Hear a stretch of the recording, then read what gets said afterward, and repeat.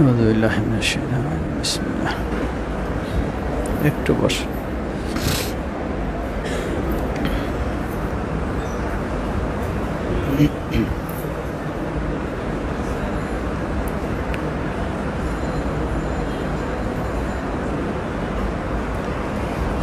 আস্তাগফিরুল্লাহ লা ইলাহা ইল্লাল্লাহ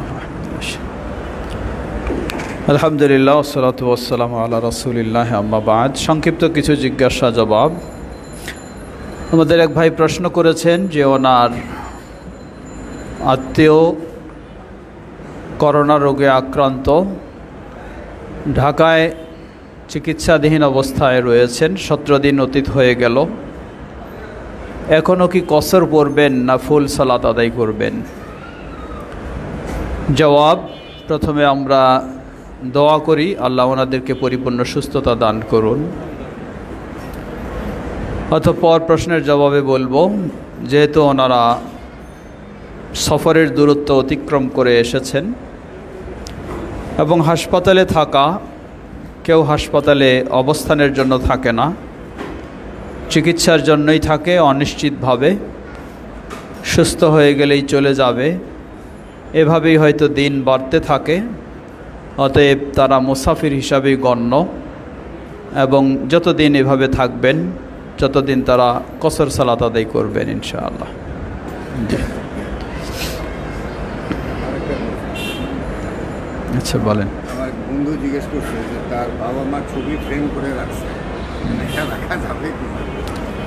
আমাদের ভাই প্রশ্ন করেছেন তিনি আরেক ভাইয়ের পক্ষ থেকে, যে বাবা মার ছবি ফ্রেমে বাঁধাই করে রেখেছেন, এটি রাখা যাবে কি না?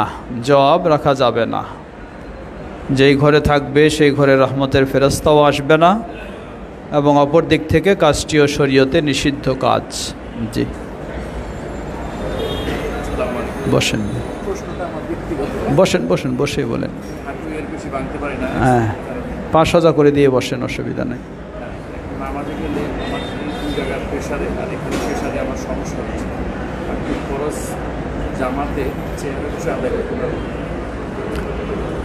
আমাদের ভাই প্রশ্ন করেছেন তিনি বাম হাঁটু এবং বাম কাঁধের ব্যথা বা রোগে আক্রান্ত, আল্লাহ ওনাকে সুস্থতা দান করুন, যার কারণে সালাত আদায়ের সময় তিনি সেজদায় যেতে পারেন না। এ অবস্থায় এই অসুখ নিয়ে সেজদা করাটা তার জন্য খুবই দুষ্কর। অতএব চেয়ারে সালাত আদায় করতে পারবেন কি না? জবাব, চেয়ার ততটুকু প্রয়োজনে আপনি ব্যবহার করতে পারবেন যেই জায়গা বা যেই কাজটি আপনি সাধারণভাবে করতে অক্ষম, অর্থাৎ দাঁড়ানোর সময় এবং রুকুর সময় যদি নরমালিভাবে আপনি পারেন তাহলে অবশ্যই সেটি নরমালিভাবে করবেন, তখন চেয়ারে বসবেন না। আর সেজদা এবং বৈঠকের কাজ সেটি আপনি চেয়ারে বসে সম্পন্ন করবেন, এভাবে আপনি সালাত আদায় করবেন ইনশাআল্লাহ। আমাদের বর্তমান রাজনীতি নিয়ে কাছাকাছি, সেটা হচ্ছে যে বর্তমানে হেফাজতের বা এই ধরনের কিছু হানাফি আলেমরা তারা এক জায়গায় আহলে হাদিস মসজিদগুলো ভাঙতেছে বা আহলে হাদিস বিদ্বেষী বক্তব্য দিতেছে। আবার তারা যখন কোনো আন্দোলনে যাচ্ছে সরকার বিরোধী বা অন্য কোনো, তখন তারা আবার আহলে হাদিসদেরকে ঐক্যবদ্ধ হতে পারে তাদের সাথে। এটা আসলে কীরকম সাংঘর্ষিক হয়ে যায় তাদের বক্তব্যের সাথেই। কারণ তারা যদি ক্ষমতায় যায় বা কোনোভাবে যদি কোনো একটা অবস্থায় তাদের হাতে ক্ষমতা পায়, তখন তারা যে আমাদের মসজিদগুলো ভাঙবে না তার গ্যারান্টি কি দিবে তারা? কারণ তারা একদিকে ভাঙে আর একদিকে ঐক্যের কথা বলে। এই ব্যাপারে আপনার অভিমত কি?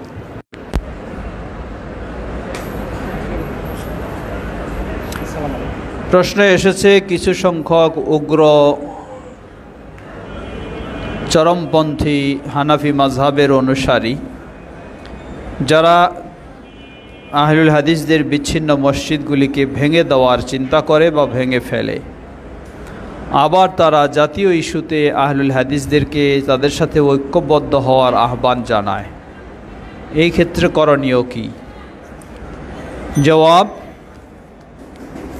জাতীয় ইস্যু যেটি সামগ্রিকভাবে মুসলিমদের ইসলামের বিপরীত, সেক্ষেত্রে অবশ্যই আহলুল হাদিসেরাও সেগুলি প্রতিবাদে শরীয়তসম্মত নিয়ম অনুযায়ী প্রতিবাদে ভূমিকা রাখবে। এজন্য আহলে হাদিস বিদ্বেষীদের সাথে ঐক্যবদ্ধ হয়েই ভূমিকা রাখতে হবে এমন কোনো প্রয়োজন নেই।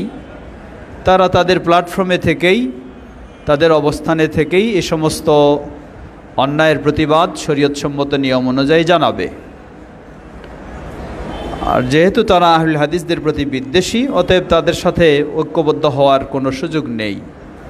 তারা যদি এমনটি পোষণ করে যে আহলুল হাদিসরা তারা তাদের মতো আমল আকীদা করতে থাকুক, আমাদের কোনো বাধা নেই, অসুবিধা নেই, সেই শর্তে জাতীয় ঐক্যে বা জাতীয় বিষয়গুলিতে ঐক্যবদ্ধ হওয়ার আহ্বান জানায়, তখন অবশ্যই আহলুল হাদিসেরা বিষয়টি চিন্তা করবে এবং প্রয়োজন অনুযায়ী কার্যক্রম গ্রহণ করতে পারে, কিন্তু এই শর্ত সাপেক্ষে। আল্লাহু তাআলা আ'লাম। একটি লিখিত প্রশ্ন এসেছে, ব্যক্তি ফিতনার যুগে ঘরে বসে থাকবে, সে ব্যক্তি উত্তম। আমার প্রশ্ন হলো, প্রতিবাদকারী ব্যক্তি কিভাবে ফিতনায় পতিত হয়? জবাব,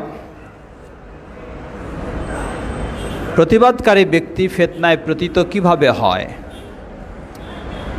আপনি যখন কোনো অন্যায়ের প্রতিবাদ করতে যাবেন, শরীয়তসম্মত পন্থা যদি সেখানে আপনি অবলম্বন করতে না পারেন, তাহলে আপনিও অন্যায় প্রতিবাদ করতে গিয়ে অন্যায়ে লিপ্ত হয়ে গেছেন।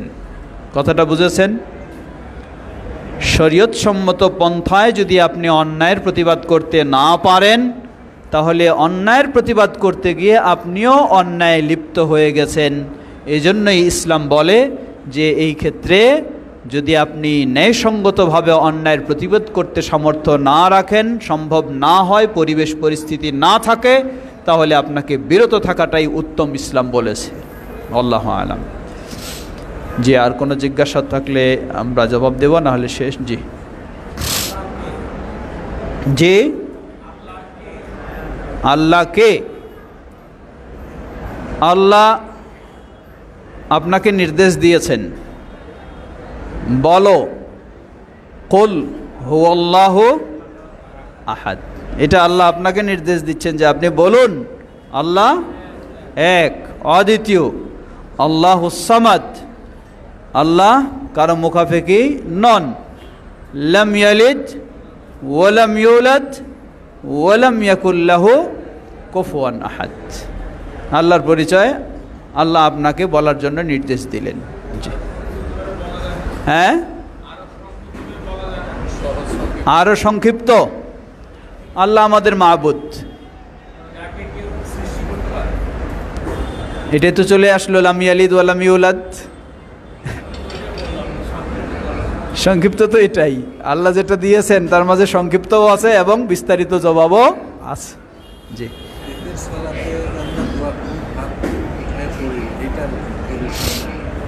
আমাদের ভাই প্রশ্ন করেছেন, বেতের সালাতে যে আমরা হাত তুলে দোয়া কুনুত পাঠ করি, এর দলিল কি?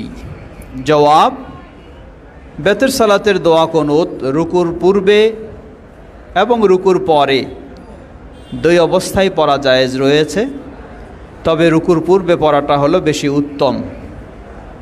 রুকুর পূর্বে যদি দোয়া কুনুত পাঠ করেন, তাহলে নিয়ম হচ্ছে আপনার হাত বাঁধা অবস্থায় সূরা ফাতিহা অন্য সূরা পাঠ করবেন, অতঃপর সেই অবস্থাতেই কোনো তাকবীর না দিয়ে, নতুনভাবে হাত না বেঁধে, ওইভাবেই আপনি দোয়া কুনুত পাঠ করে তাকবীর দিয়ে রুকুতে যাবেন।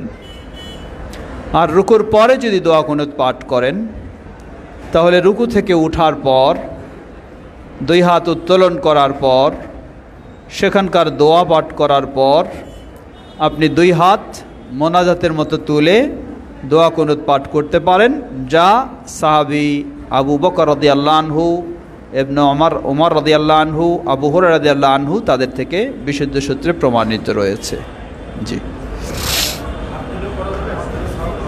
হ্যাঁ, আগেরটা হলো হাত তুলে ছাড়া, রুকুর পরে হলে হাত তুলে।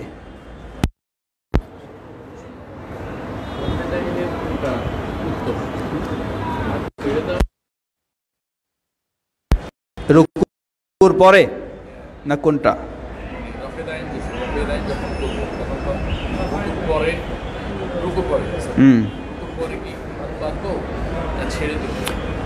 আমাদের ভাই প্রশ্ন করেছেন, রুকুর পরে যখন দুটি হাত তুললাম, তোলার পরে কি আবার বেঁধে নেব না ছেড়ে দিব, কোনটি উত্তম? জবাব,